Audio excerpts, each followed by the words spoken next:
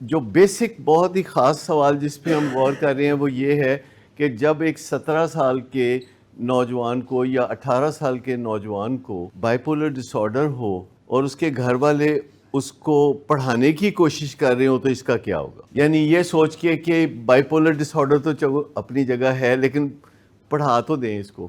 فرض کریں وہ ڈرگز یوز نہیں کرتا، وہ ڈرگز یوز نہیں کرتا، صرف اس کو بائیپولر ڈس آرڈر ہے اور وہ بے انتہا موڈ اور مزاج کے مسائل کا شکار ہے اور کسی نہ کسی طریقے سے فیملی اس کو گھیر گھار کے کالج بھیج رہی ہے، تو کیا ہوگا اس کا نتیجہ؟ مجھے بتا دیں کیا ہوگا. ابھی پچھلے دنوں ایسے 9,000 ڈاکٹرز کا امتحان لیا گیا پڑھنے کو، جن کا دل نہیں کرتا تھا تو والدین نے زبردستی پیسے خرچ کر کے ان کو چائنا اور ازبکستان اور فلپائن حتیٰ کہ افغانستان بھیج دیا ڈاکٹر بننے کے لیے. اور وہ جب ڈاکٹر بن کے آئے تو 9,000 ڈاکٹرز کا جب ریٹن ایگزامینیشن لیا گیا تو اس میں سے 7,000 بری طرح فیل ہو گئے.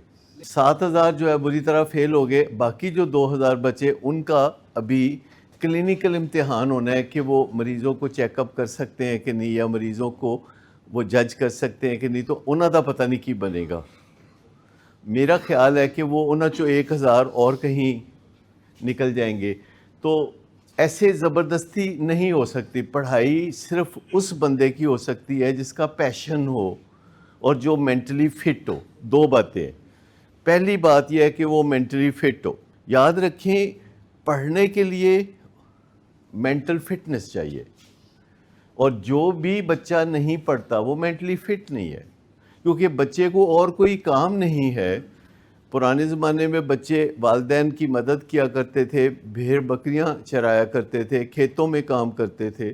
اب بچے صرف سکول جاتے ہیں اور ایک ہی کام ہے ان کے ذمہ کہ انہوں نے سکول جا کے تو پڑھنا ہے، اور اس کے بعد ان کو دنیا جہان کے کھلونے اور آسائشیں ملیں گی. وہ گاڑی پہ سکول جاتے ہیں، گاڑی پہ واپس آتے ہیں، والدین چھوڑنے جاتے ہیں، لے کے آتے ہیں. تو آپ ذرا سوچئے کہ ان کے مینٹلی فٹ ہونے میں کوئی آپ کو تردد تو کرنا پڑے گا نا کہ یہ مینٹلی فٹ بھی ہے کہ نہیں. اور اگر کوئی 20 22 24 سال کا نوجوان ہے اور وہ کام نہیں کرنا چاہتا، کسی نہ کسی طریقے سے اوائڈ کرنا چاہتا ہے، بغیر کام کیے زندگی گزارنا چاہتا ہے، دوسروں کے اوپر بوجھ بننا چاہتا ہے، تو اس کے بھی مینٹل فٹنس کے پرابلم ہے. کسی کو زبردستی اگر آپ کالج یونیورسٹی میں بھیجیں گے تو نتیجہ یہ نکلے گا 2 سال کے بعد کہ وہ زیادہ تر سبجیکٹس میں ناکام ہوگا، اور یونیورسٹی اس کو سارا کام رپیٹ کرنے کے لیے کہے گی. جب یونیورسٹی سارا کام اس کو رپیٹ کرنے کے لیے کہے گی تو ماں باپ پھر نئے سرے سے وہ ان کو محنت کرنی پڑے گی. لیکن پہلی چیز یہ ہے کہ اگر وہ اس کے دماغی فٹنس کو ٹھیک کر لیں تو ایک امکان پیدا ہو جائے گا کہ وہ پڑھ سکتا ہے. ایک امکان. ہر بندہ جو ہے وہ فٹ نہیں ہوتا پڑھنے کے لیے، ہر بندہ جاب کے لیے بھی فٹ نہیں ہوتا، کیونکہ کہیں نہ کہیں مینٹل فٹنس یا مینٹل النس کے مسائل ہیں. یہ ایک موڈ ڈس آرڈر ہے جس میں انسان کا موڈ بغیر وجہ کے کبھی خوشی کی طرف، کبھی غم کی طرف، کبھی غصے کی طرف، کبھی شیم کی طرف، کبھی رنج کی طرف، کسی نہ کسی طرف اس کا جو موڈ ہے ٹریول کرتا رہتا ہے. جیسے ایک بندہ تھا تو وہ جنگل میں درخت کاٹ رہا تھا اور ایک دوسرا بندہ کچھ فاصلے پہ بیٹھا اس کو دیکھ رہا تھا، اور جو دیکھ رہا تھا وہ کافی دیر تک غور کرتا رہا کہ یہ درخت کاٹنے کی کوشش کر رہا ہے، آواز آ رہی ہے چر چر چر چر چر، لیکن ہو کچھ نہیں رہا. تو وہ اٹھ کے اس کے پاس گیا کہ کیا کر رہے ہو؟ تو اس نے کہا کہ درخت کاٹ رہا ہوں. تو نے کہا درخت کاٹ تو کوئی نہیں رہا. کہتا ہے وہ میری آری کند ہے. تو اس نے کہا کہ آری کند ہے تو آری تیز کر لو. کہتا ہے میں بزی بہت ہوں.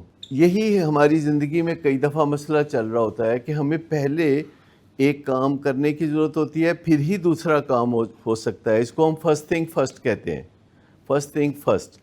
پہلا کام یہ ہے کہ مینٹل فٹنس ہو، انرجی ہو، اور پھر پیشن ہو، تو پھر کوئی جائے گا اسکول، کالج، یونیورسٹی تو اس کے نتائج ہوں گے.